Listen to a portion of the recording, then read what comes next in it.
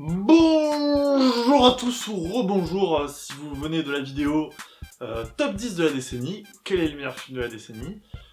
Vous avez eu la réponse. Donc, il est temps de faire un petit bilan de la chaîne. Je vous rappelle plus ce que j'ai sorti cette année, du coup, on va regarder ça.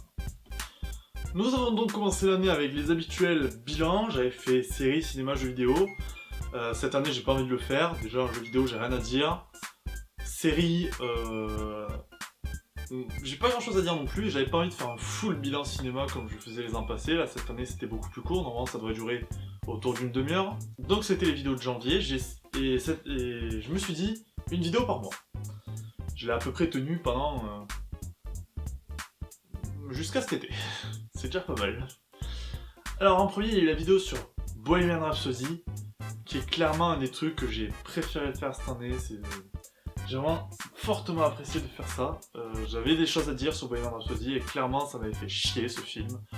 Et je voulais en parler. Finalement j'ai pris un axe plutôt sur le problème général de l'ingérence des studios dans la production audiovisuelle hollywoodienne. Je veux dire c'est vraiment un vrai travail d'analyse pour une fois, enfin j'ai essayé en tout cas. Même si globalement la seule théorie que je nomme c'est la théorie des auteurs de Truffaut, ça va, c'est la base, hein, mais j'avais besoin de commencer par là. Et c'est vraiment quelque chose qui me fait chier moi l'ingérence des studios et ça commence à me casser les couilles. Désolé pour le gros mot, mais fallait que ça sorte. Ensuite est sorti L'Éveillé, qui est donc un court-métrage que j'ai réalisé en compagnie de 3 comparses pour un concours de court-métrage, c'était à 24 heures, qu'on a gagné. Grâce à ce concours, on a gagné 100 balles avec lequel on a pu s'acheter l'objectif avec lequel je filme, qui est maintenant un 50 mm 1.8 de chez Canon. Donc c'est du matos de base, je suis très content de l'avoir. Normalement, il a un beau piqué et le flou est pas mal beau. Et surtout, il a une grosse ouverture, ce qui fait que je m'éclaire avec la lumière du jour. Là. Et pas du tout avec un panneau LED ou quoi que ce soit. Là, je peux allumer la lumière. Ça va. Ça me jaunit. Parfait. On va rester blanc. C'est un peu froid, mais tant pis. C'était un véritable plaisir de faire ce court-métrage. Je voulais faire pas un making-of, mais des commentaires, enfin si, un petit making-of de ce court-métrage à rebours, parce que j'ai gardé tous les rushs et tout. L'idée n'est pas perdue, on en reparlera dans les projets futurs, mais c'était cool. Après est sorti, ça en mai je crois, Le Pastel en pays de cocagne. Un petit documentaire que j'ai dû réaliser dans le cadre de mes études, et puisque c'était une vidéo et que j'en étais assez fier, j'ai dit autant la mettre sur YouTube. C'est un documentaire que j'ai beaucoup aimé faire, ça m'a permis de tenter d'autres choses. Je suis beaucoup inspiré du travail de Dirty Biology et de C'est une autre histoire, ça se sent, ça se voit, c'est les mêmes musiques, c'est les mêmes animations, même que j'ai piqué une animation de Dirty Biology, l'idée d'une animation de Dirty Biology. J'ai beaucoup aimé faire ce documentaire, ça a permis d'allier du coup mes études et ma passion. Ensuite sont sorties 2 vidéos re-upload que j'ai mis du coup sur Dailymotion parce que problème de droit d'auteur. La première, ça me fait chier, c'est le dernier ticket ciné qui est sorti, on reparlera de ticket ciné après, sur Star Wars 8. On avait fait un gros travail de mise en scène quand même, le tournage s'était étalé sur 2 ou 3 semaines. Et celle de l'épisode 4 de Summer Things, ça me fait aussi chier parce que c'est celui que je préfère regarder de tous les Summer Things. Même s'il se passe pas grand chose, mais surtout pour le bêtisier de fin qui me rappelle vraiment des bons souvenirs. Et il s'avère apparemment, enfin moi j'ai pas remarqué, mais mon pote Alex m'a dit que Baseball Club était à nouveau disponible sur YouTube, la vidéo YouTube, donc vous pouvez passer par l'un ou par l'autre, c'est pas gênant. Et enfin en août, il y a eu la vidéo Ma collecte de DVD et de Blu-ray, qui bientôt aura une mise à jour parce que j'ai dû acheter une dizaine de Blu-ray depuis, une bonne dizaine de Blu-ray. Donc bientôt il y aura une mise à jour, mais genre pas avant un an. Alors clairement, enfin pas avant un an après ma vidéo sur la collecte de DVD et Blu-ray. Le temps que j'ai des choses à dire tout simplement. Enfin que j'ai assez de trucs pour faire une vidéo assez consistante, mais il y a des chances que je fasse une mise à jour de cette vidéo par an. Ou tous les 2 ans, par exemple. Ou alors que je fasse les mises à jour dans les bilans de fin d'année aussi, de ce que j'ai acheté dans l'année. Bon. Et c'est tout. Depuis août, j'ai pas sorti une seule vidéo. Pas un problème de temps, c'est juste... J'ai pas eu l'envie, j'ai pas eu la motivation. Il y a bien un projet que j'ai continué cet été. Du coup, on va parler des projets en cours. Qui est le final de Ticket Ciné, qui ça va faire 2 ans et demi quand même qu'on l'attend. Non, ça va faire 2 ans, la vidéo sur Star Wars 8, qui a un cliffhanger à la fin. Elle est sortie il y a quasiment pile 2 ans, à 2 semaines près. Et c'est un truc que je veux faire bien. Le montage est absolument terminé. Le mixage son mérite encore quelques retouches. Mais surtout, j'ai besoin de faire des effets spéciaux que je ne sais pas faire, que j'ai la flemme d'apprendre. Donc pour l'instant, c'est un de mes plus gros projets en vrai. Donc pour l'instant, c'est mis de côté. Je prends un risque en disant ça sortira en 2020, mais je dis pas quand.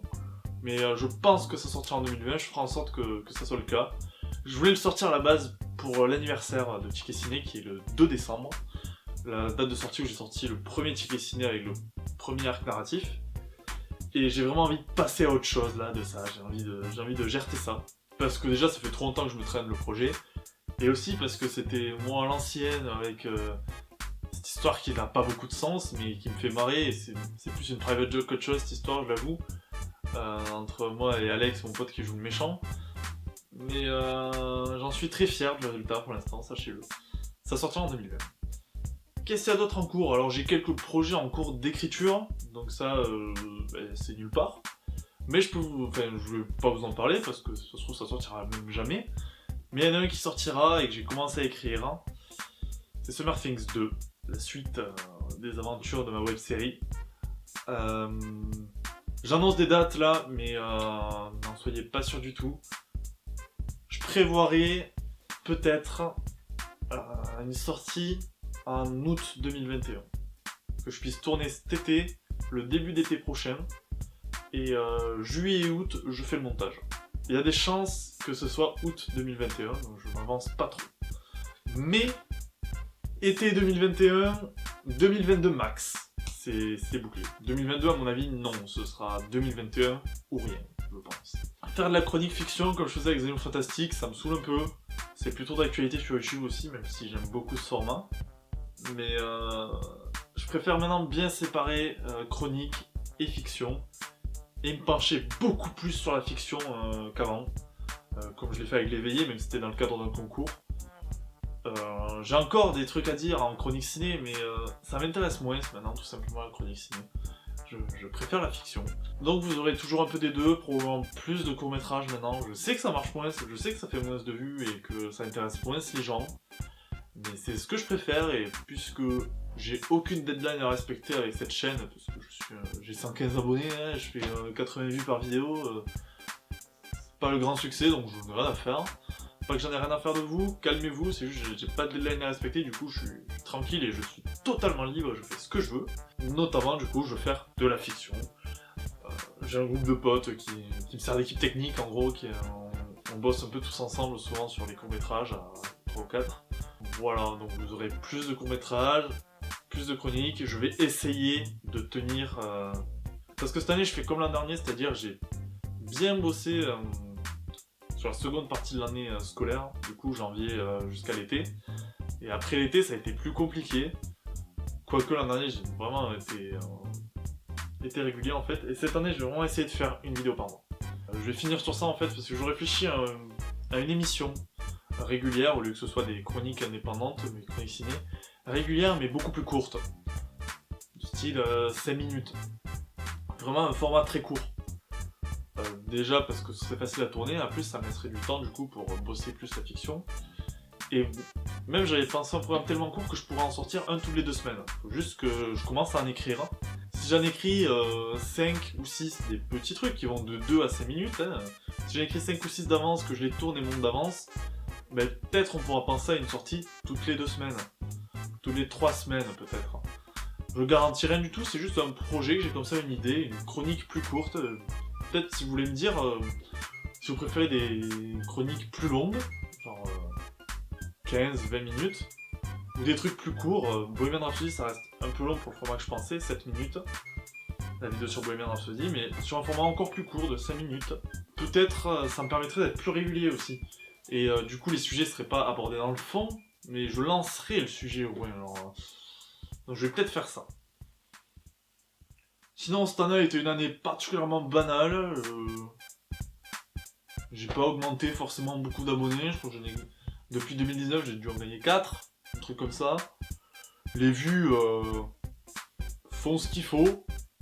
Globalement, là je regarde, bon les uploads ça compte pas, mais sinon 86 vues pour la collecte de Blu-ray, 70 pour mon petit docu, 80 à peu près pour la vidéo sur Bohemian Rhapsody. L'éveillé a eu plus de vues parce que je l'ai beaucoup plus enfin, ma famille l'a partagé parce que c'était un concours vraiment à part. Ça me fait chier que les gens partagent quand je gagne des concours mes travaux, que mon entourage partage ça quand je gagne des concours et pas quand je fais des courts-métrages où je bosse encore plus dessus. Bref, encore une fois, je vous souhaite une très bonne année. C'était une année très intéressante. Finalement, je regrette un peu de ne pas avoir trop bossé sur ma chaîne sur la fin de l'année, sur septembre-décembre. Je vais vraiment essayer de faire une vidéo par mois maintenant, d'être régulier, même d'en préparer d'avance s'il faut, parce que là, début janvier-février, je vais avoir un peu de temps. En mars, on refait le concours où on avait présenté l'éveillé, qui a du coup faire un court-métrage en 24 heures. Du coup, vous aurez un court-métrage là, normalement. Je le sortirai sur la chaîne. Peut-être une pause cet été, je ne sais pas. Non, je vais essayer de tenir une vidéo par mois. Allez, je vais essayer de industrialiser la production. Non, juste d'avoir une production plus efficace, peut-être en demandant de l'aide à mes amis notamment pour l'image, le son, des trucs que je fais tout seul pour l'instant, hein, clairement. Voilà. Encore une fois une bonne année, j'espère que l'année sera productive sur YouTube. Suivez ma chaîne, suivez des chaînes en général, c'est cool YouTube franchement. Surtout quand c'est libre. Et c'est de plus en plus rare, donc profitez de ceux qui sont libres. Des youtubeurs qui sont libres de parole et de contenu. J'en fais partie du coup, si vous êtes abonné à ma chaîne. Parce que moi je gagne pas d'argent avec ça, ça me rapporte rien, du coup je suis vraiment libre. Bref. A plus. Du coup il y aura pas d'autres vidéos en janvier normalement. Et on passera à février, une vidéo par mois. Voilà.